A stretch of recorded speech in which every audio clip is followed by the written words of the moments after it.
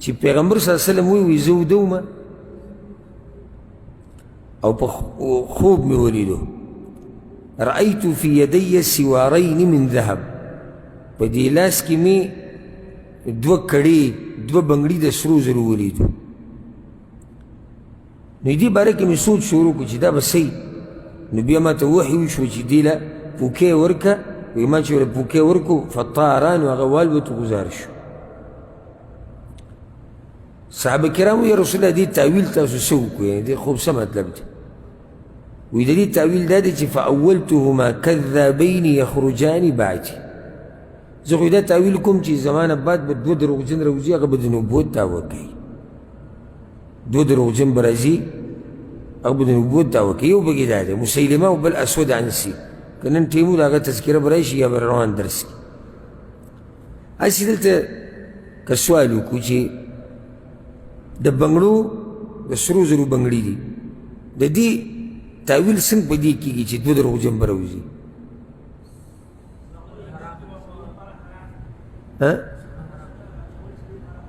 نو دې دغې سره څه کار شو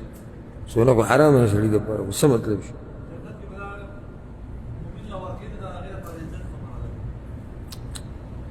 تاسو لرې لاړئ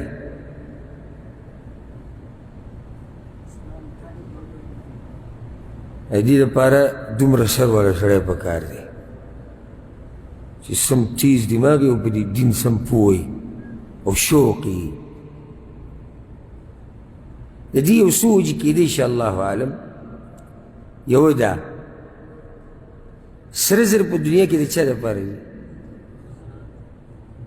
زنانو که د نارینو د زنانو دپاره او چې نارینه یې استعمالوي نو دې پیښې د چا کوي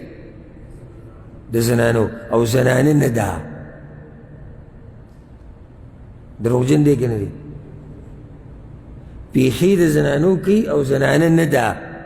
نو دا دوه د نبوت دعوه کوي خو پیغمبران نه دي ظاهره کې وایي چې موږ پیغمبران یو وجه دا کېدی شي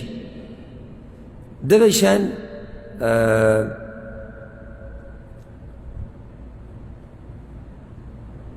یو وجه دا کېدی شي والله اعلم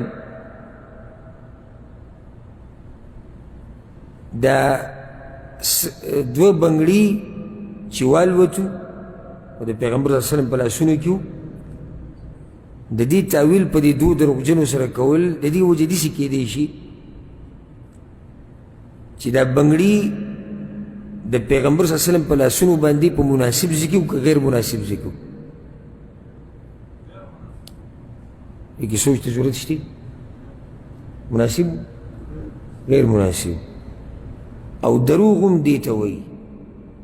چې یو شی په داسې ځای کې کېدی چې هغه د هغه ځای مناسب نه وي دروغ هم دې ته وایي که نه